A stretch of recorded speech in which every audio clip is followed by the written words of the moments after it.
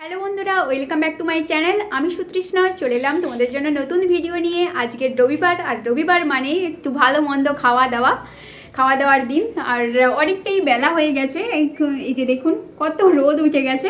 তো এখন কিন্তু আমরা ঘুম থেকে উঠেছি, আর আমার হাজব্যান্ডকে যেহেতু রবিবার বলে আজকে যেতে হয়নি কাজে, মানে সকালবেলায় পিটি টাইমটা যেতে হয়নি, তো তাই জন্য এখন বানাবো ঘুগনি। আর ঘুগনি খেয়েই কিন্তু ও কাজে যাবে আজকে। তো চলুন এখন বানানো যাক। আর এই যে আমি একটু পড়াশোনা করছিলাম, তো তাই জন্য খাতা পেন ওইসব পড়ে আছে। তো এখন চলে এসেছি রান্না করতে রান্নাঘরের জানালাগুলো আগে খুলে দিই। এখানে প্রচণ্ড ঠান্ডা। রান্নাঘরটাই মনে হয় সবচেয়ে ঠান্ডা, যদি কোনো ঘর সেটা হচ্ছে বাথরুম আর রান্নাঘর। এই দুটি ঘর সবচেয়ে ঠান্ডা। তারপরে ওই পাশের যে আগে যেটাতে একটু প্রচণ্ড গরম লাগতো, মানে এই যে এই ঘরটা, এই রুমটা প্রচণ্ড ঠান্ডা। তারপরে আর ওই পাশের রুমটা ঠিক আছে, কারণ ওইখানে তো একটু ইয়ে আছে, তো তাই জন্য। আর এই যে দেখুন, সেই ঘুগনি করব বলে আর করাই হচ্ছে না। মানে আজকের সেদিন ভিজিয়েছিলাম, দেখিয়েছে, মানে আগের দিন তো দেখিয়েছি, কিন্তু আগের দিন ওই খিচুড়ি হওয়ার কারণে আর কিন্তু ঘুগনিটা আর হয়নি। এই যে ঘুগনি দেখুন, ঘুগনির মানে মটরগুলো ভিজে সুন্দরভাবে ভিজে গেছে, ফুলে উঠেছে। তো এখন কিন্তু এটাকে সেদ্ধ করতে বসিয়ে দেবো, ঘুগনি বানাবো, ঘুগনি দিয়ে মুড়ি খাবো সকালবেলা ব্রেকফাস্ট। দেখুন আমি এখানে কিন্তু মটরটাকে সেদ্ধ করতে বসিয়ে দিয়েছি, আর মানে সেদ্ধ হয়ে গেছে, এটা বন্ধ করে রেখেছি। আর এখানে আলুটাকে কেটেছি, এখানে পেঁয়াজ, আদা, রসুন, টমেটো সব কেটে নিয়েছি। আর এখন কিন্তু ঘুগনিটা বানাবো।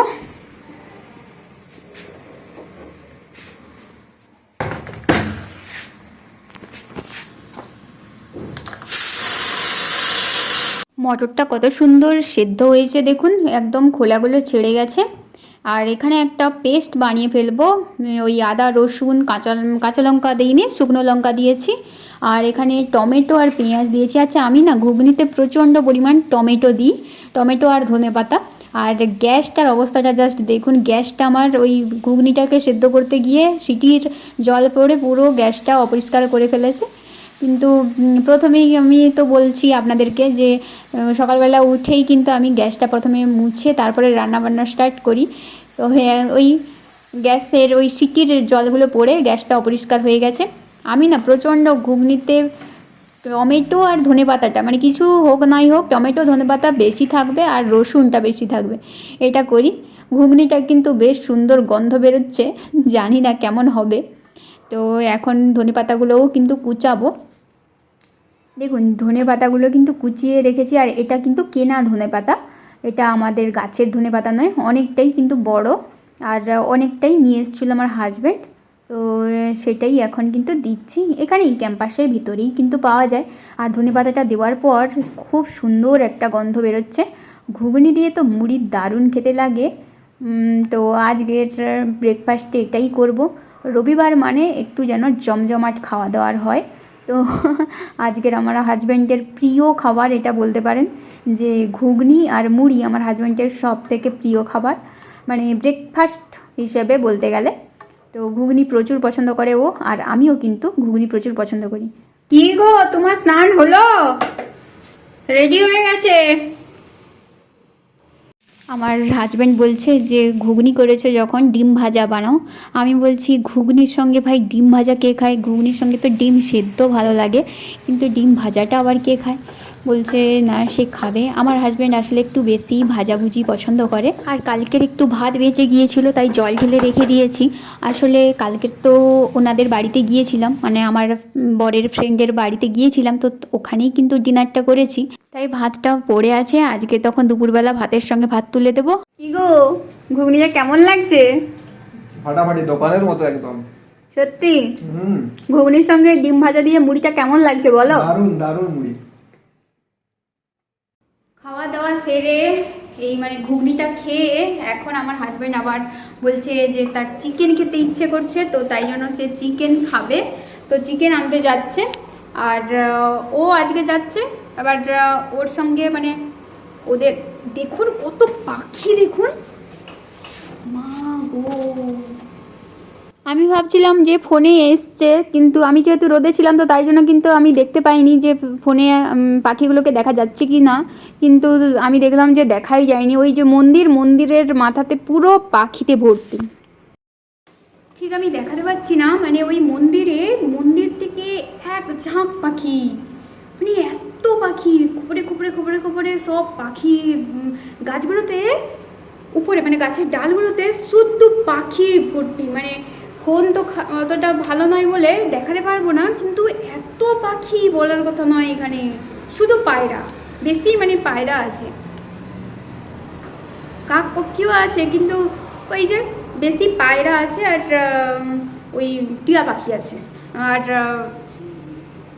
টিয়া পাখির থেকেও বলতে গেলে মানে সবচেয়ে বেশি আছে পায়রা, প্রচণ্ড পাখি। আর তো আজকে আমার হাজব্যান্ডের যে ফ্রেন্ড, তো ওনাদের ঘরেও মাংস হবে, তো তাই জন্য ওনারাও মাংস কিনতে দিয়েছে।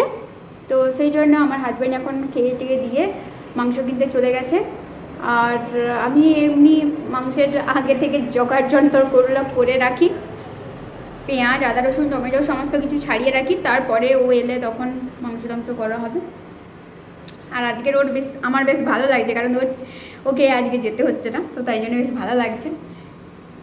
সব দিন তো একাই থাকি বাড়িতে বলতে গেলে, তো আজকের ও থাকবে, বেশ ভালো। এটাই আর কি।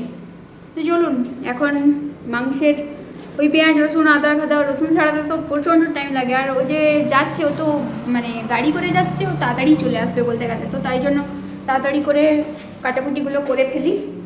চলুন, এবার সে দরজা লাগিয়েই রাখতে হয়, নাহলে পায়রা এসে ঢুকে যাবে। ঢুকে এই যে দেখুন, এই ফ্যানের উপর বসে থাকবে, আর এই যে নিচে শুধু পায়খানা করবে। মানে কি অবস্থা ভাবতে পারছেন? শুধু পায়রার জ্বালাতে মানে থাকা সম্ভব হচ্ছে না। আর মাংসটা নিয়ে আসার পরে আমি ভালো করে ধুয়ে ম্যারিনেট করে রেখেছি। আর এপাশে আলুটাও কিন্তু ভাজতে দিয়ে দিয়েছি। আলুটা কত সুন্দর ভাজা হয়েছে দেখুন। আর চিকেনগুলো তো না ভাজলে আবার ও খাবে না, তো তাই জন্য আবার চিকেনগুলোকে একে একে করে ভেজে নিচ্ছি। আর এই চিকেনগুলো পরের খেপে দেবো। কি গো, কেমন লাগছে মাংসটা? দেখে তো দারুণ লাগছে, খেয়ে দেখবো কেমন। কষা মাংস খাবে নাকি? কষা মাংস খাবে না। জল ঢেলে দিচ্ছি তাহলে।